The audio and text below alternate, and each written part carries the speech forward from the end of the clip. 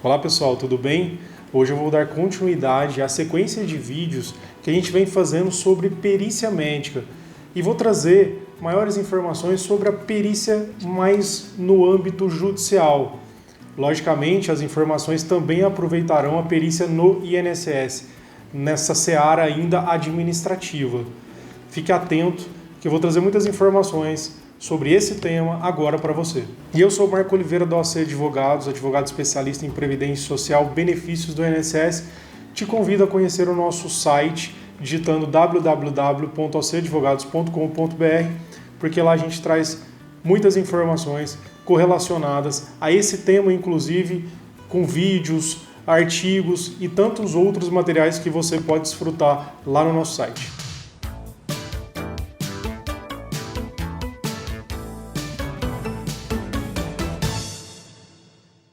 Perícia, para ser considerada válida, ela tem que se atentar a uma série de situações que inclusive estão normatizadas em nossa legislação civil, em nossa legislação pátria. E se o perito não se atentar a alguma dessas considerações, alguma dessas determinações legais, a perícia pode ser invalidada. Olha, é interessante que o nosso Código de Processo Civil, vigente desde 2015, ele traz uma série de determinações legais que a perícia precisa se atentar. E muitas delas, ele não faculta ao perito determinada situação. Ele determina tanto ao perito quanto ao próprio juiz. Eu vou trazer aqui algumas considerações para você entender e pode ser o seu caso e você pode se valer dessas informações para seu benefício. Primeira coisa, pessoal, é que o nosso código determina ao juiz que ele nomeie perito especialista na matéria. O perito precisa ser especializado, ele precisa ter uma expertise bastante avançada sobre aquela situação, o que nos leva a entender que o juiz não pode nomear um ortopedista para analisar uma situação psíquica. E aí, pessoal, inclusive, o advogado, quem esteja representando a parte, ou até a própria parte, diretamente, quando ela estiver em nome próprio no Juizado Especial Federal, pode arguir até 15 dias após a nomeação desse perito, o impedimento desse perito para realizar a perícia. Então, o momento disso não é após a realização da perícia, é no momento da designação dessa perícia e não posteriormente à sua realização.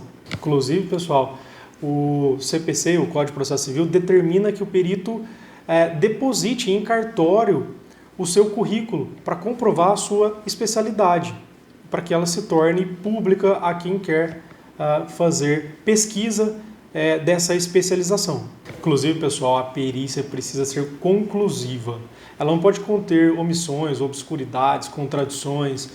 Ela não pode ser incompleta, tá? Inclusive, nesse caso, as partes podem buscar essa complementação, fazer esse requerimento para o juiz, e o juiz com certeza acatará determinando o perito essa complementação. O próprio Código de Processo Civil, a nossa legislação, ela inclusive faculta ao juiz a possibilidade dele reduzir os honorários do perito em caso de perícia inconclusiva. Outra possibilidade que a lei traz também é que as partes apresentem quesitos para serem respondidos por esse perito no momento da perícia médica. Então, mesmo que o juízo tenha apresentado quesitos, as partes podem também apresentar os seus quesitos e todos devem ser conclusivamente respondidos. Então, há elementos que o perito não pode deixar de constar no laudo, sob pena de ter esse laudo anulado. Ele, por exemplo, não pode deixar de fixar o objeto da perícia. Ele não pode deixar de constar, por exemplo, as suas doenças, aquilo que te aflige, tudo que foi relatado, eventuais sintomas que decorram dessa doença, os medicamentos que você faz uso e que foram comprovados nesse ato da perícia. Ele tem que expor todos os objetos que compõem essa perícia. Também é necessário que conste a análise técnica científica que foi realizada. Ele precisa trazer um raciocínio lógico, não pode, de repente, entender no desenvolvimento da perícia de uma forma e concluir de outra.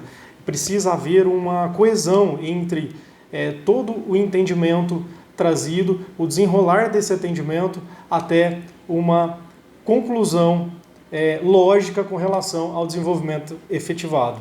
Da mesma forma da análise técnica, o perito também precisa constar qual foi o método realizado, qual foi o método apresentado. Além disso, o perito precisa ter uma linguagem simples, que você entenda o laudo, que um leigo entenda um laudo, que nós, operadores do direito, consigamos entender o laudo. Não precisamos ser profissionais da saúde para interpretarmos esse laudo. A linguagem simples é fundamental e é determinação legal. O perito também não pode ultrapassar os limites de sua designação. Ele não pode emitir opiniões pessoais sobre o caso.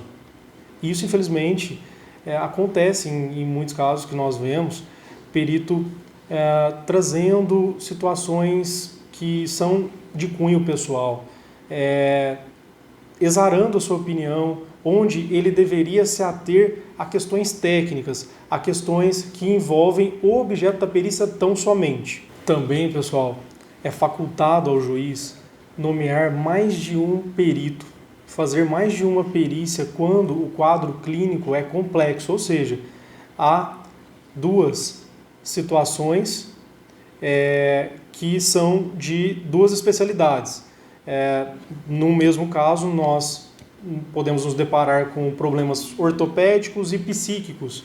Então, seria necessário, a princípio, a nomeação de um ortopedista e de um psiquiatra.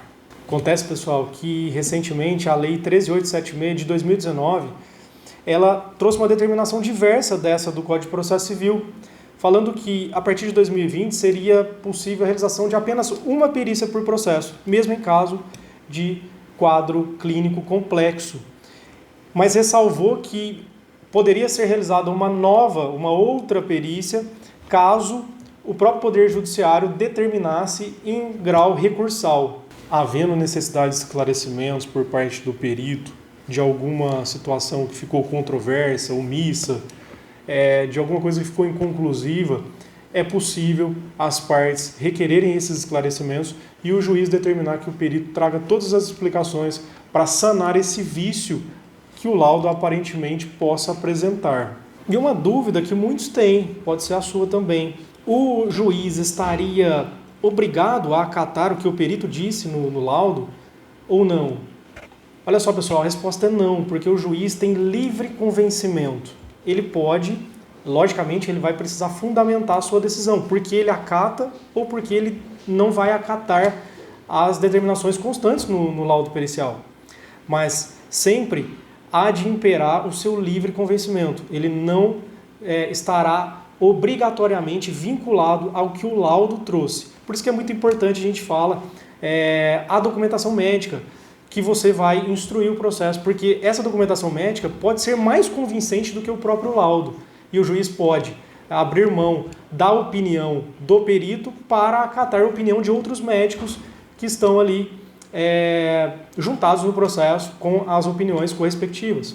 Então, pessoal, é muito importante que você saiba disso, porque pode ser o seu caso.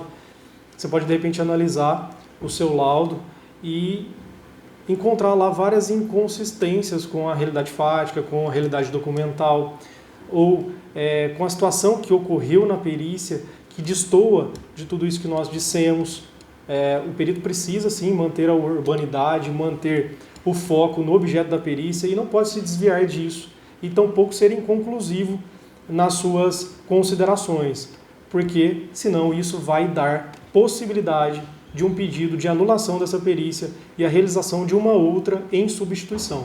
Pessoal, lembrando que tudo que eu falei aqui tem amparo legal, portanto, tem força para que seja considerado judicialmente ou até mesmo de forma análoga dentro do INSS.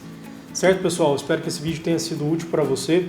Eu te convido a conhecer as nossas redes sociais, as nossas plataformas digitais, digitando OC Advogados. Você vai nos encontrar no Facebook e você vai nos encontrar também no Instagram. Também reforço aqui para que você acesse nosso site e obtenha lá maiores informações, digitando www.acadvogados.com.br. Muito obrigado, pessoal, e até o próximo vídeo.